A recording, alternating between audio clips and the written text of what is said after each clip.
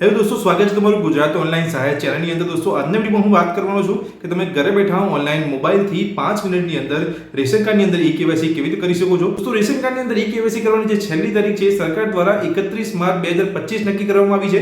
એટલે જો તમે હજુ સુધી રેશન કાર્ડની અંદર ઈ-કેવાયસી નથી કર્યું તો વિડીયોના અંત સુધી જોજો। હું તમને સ્ટેપ બાય સ્ટેપ માહિતી તમને આ વિડીયો અંદર આપવાનો છું અને જો તમે ચેનલ પર નવા છો તો ચેનલને સબસ્ક્રાઇબ કરી લેજો। ચલો વિડીયોની શરૂઆત કરીને જાણે કે તમે ઘરે બેઠા ઓનલાઈન મોબાઈલથી 5 મિનિટની અંદર રેશન કાર્ડની અંદર ઈ-કેવાયસી કેવી રીતે કરી શકો છો। રેશન કાર્ડની અંદર ઈ-કેવાયસી કરવા માટે તમારે સૌપ્રથમ તો માય રેશન એપ્લિકેશન ઇન્સ્ટોલ કરી લેવાની છે। માય રેશન એપ્લિકેશન ઇન્સ્ટોલ કરીને સૌપ્રથમ તમારે ચેક કરી લેવાનું છે આધાર અને મોબાઈલની સ્થિતિની અંદર જઈને તમારો રેશન કાર્ડ નંબર એન્ટર કરવાનો છે અને કેપ્ચા એન્ટર કરીને તમને અહીંયા માહિતી મળી જશે કે તમારા રેશન કાર્ડ સાથે આધાર કાર્ડ અને મોબાઈલ નંબર લિંક છે કે નહીં। જેવું અહીંયા તમારું આધાર કાર્ડ અને મોબાઈલ નંબર લિંક હોય તમારે અહીંયા એપ્લિકેશનમાં પાછું જવાનું છે અને આધાર ઈ-કેવાયસીના ઓપ્શન પર ક્લિક કરવાનું છે। જેવું તમે આધાર ઈ-કેવાયસીના ઓપ્શન પર ક્લિક કરશો એટલે એક માહિતી તમને અહીંયા આપવામાં આવશે જેની અંદર તમારું અહીંયા આધાર ફેસ આરડી એપ્લિકેશન તમારા મોબાઈલમાં ઇન્સ્ટોલ કરી લેવાની છે।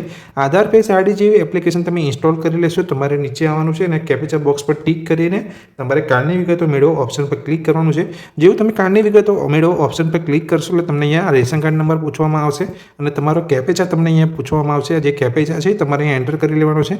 એન્ટર કરીને કાર્ડના સભ્યોની વિગતો મેળવો તે ઓપ્શન પર તમારે અહીંયા ક્લિક કરવાનું છે। ઓપ્શન પર ક્લિક કરશો એટલે જે દરેક સભ્યો હશે તમારા રેશન કાર્ડની અંદર એ તમામ સભ્યો તમને અહીંયા જોવા મળી જશે। હવે જેનું તમે અહીંયા રેશન કાર્ડની અંદર ઈ-કેવાયસી કરવા માંગો છો એ સભ્યને તમારે અહીંયાથી પસંદ કરી લેવાનો છે।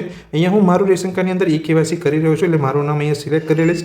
અહીંયા મારું નામ સિલેક્ટ કરીને તમારે આ સભ્યમાં આધાર ઈ-કેવાયસી કરો તે ઓપ્શન પર ક્લિક કરવાનું છે। જો તમે આ સભ્યની અંદર આધાર ઈ-કેવાયસી કરો ઓપ્શન પર ક્લિક કરશો એટલે તમને અમુક માહિતી જોવા મળશે જેમાં નીચે તમારે બોક્સ આપેલું છે તેની અંદર ટિક કરીને ઓટીપી જનરેટ બટન પર ક્લિક કરવાનું છે।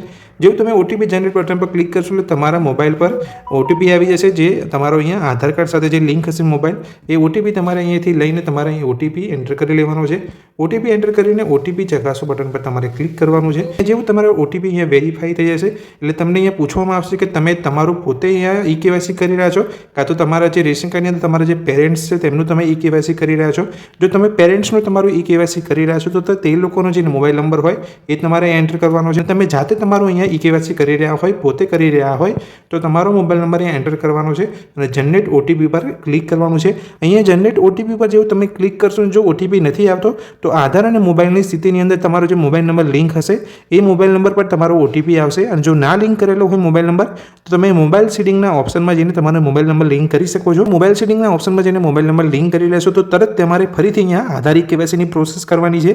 આધાર ઈ-કેવાયસીની પ્રોસેસ કરશો તો જે મોબાઈલ સેટિંગની અંદર તમે મોબાઈલ નંબર લિંક કર્યો છે એ મોબાઈલ નંબર અહીંયા એન્ટર કરવાનો છે અને જનરેટ ઓટીપી પર ક્લિક કરશો તો એ મોબાઈલ નંબર પર એક ઓટીપી આવશે એ એન્ટર તમારે અહીંયા કરી લેવાનો છે। તમે ઓટીપી જનરેટેડ પર ક્લિક કરશો એટલે તમે ઓટીપી આવી જશે એ ઓટીપી તમારે એન્ટર કરીને વેરીફાઈ ઓટીપી પર તમારું ક્લિક કરવાનું છે। જેવું તમે વેરીફાઈ ઓટીપી પર ક્લિક કરશો એટલે તમારે અહીંયા ફેસ તમને પૂછવામાં આવશે તમારે આ રીતે તમારો ફેસ અહીંયા લઈ લેવાનો છે અને અહીંયા તમારે અહીંયા બ્લિંક કરતું રહેવાનું છે આંખોને એટલે તમારું જે ફેસ કેપ્ચર હશે જોઈ શકો છો થઈ ગયું છે મારું અહીંયા ફેસ કેપ્ચર તમારું થઈ જશે અને જેવું ફેસ કેપ્ચર થશે એટલે તમે તમામ ડિટેલ્સ તમારે અહીંયા જોવા મળી જશે। તમારે એકવાર વેરીફાઈ કરી લેવાની છે બધી જ ડિટેલ્સ વાંચ્યા પછી તમારે અહીં જોઈ શકો છો હા હું મંજૂરી માટે ઈ-કેવાયસીની વિગતો મોકલવા માંગુ છું। હું જાણું છું કે કેવાયસી પછી રેશન કાર્ડમાં મારું અંગ્રેજી અને ગુજરાતીમાં નામ આધાર કાર્ડમાં ઉપલબ્ધ છે એવું જ રહેશે એ તમારે અહીંયા વાંચીને અહીંયા બોક્સ પર તમારે ક્લિક કરી લેવાનું છે।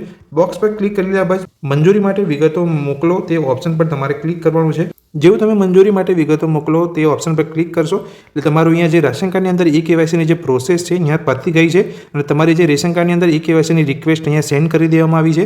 થોડા સમયની અંદર જ અહીંયા જે પ્રોસેસ છે એ ફાસ્ટ કરી દેવામાં આવી છે એટલે થોડા સમયની અંદર તમારા રેશન કાર્ડની અંદર ઈ-કેવાયસી થઈ જશે। જો તમે હજુ સુધી રેશન કાર્ડની અંદર ઈ-કેવાયસી નથી કર્યું તો આ રીતે તમારે ફટાફટ રેશન કાર્ડની અંદર ઈ-કેવાયસી કરી લેવાનું છે। શરત માત્ર એટલી છે કે તમારા રેશન કાર્ડ સાથે તમારો મોબાઈલ નંબર અને આધાર કાર્ડ નંબર લિંક હોવું જોઈએ। મોબાઈલ નંબર તો તમે એપ્લિકેશન પરથી જ લિંક કરી શકો છો પણ જો આધાર કાર્ડ નંબર લિંક ના હોય તો તમારે અહીંયા ગ્રામ પંચાયત કે નગરપાલિકા કે પોસ્ટ ઓફિસમાં જવાનું છે જેથી તમારું રેશન કાર્ડની અંદર ઈ-કેવાયસી ફટાફટ થઈ જશે। તો દોસ્તો આ વિડીયો અંદર મેં તમને માહિતી આપી કે જો તમે રેશન કાર્ડની અંદર ઈ-કેવાયસી હજુ બાકી હોય તો તમે હવે ફટાફટ રેશન કાર્ડની અંદર ઈ-કેવાયસી કરી શકો છો। બહુ પ્રોસેસને શોર્ટ કરી દેવામાં આવી છે। સમયની અંદર તમારું અહીંયા ઈ-કેવાયસી યસ લખાઈને આવી જશે સ્ટેટસની અંદર। આ વિડીયો જો તમને ગમે હોય તો વિડીયોને લાઈક કરજો, ચેનલ પર નવા છો તો ચેનલને સબસ્ક્રાઇબ કરી લેજો। Thank you.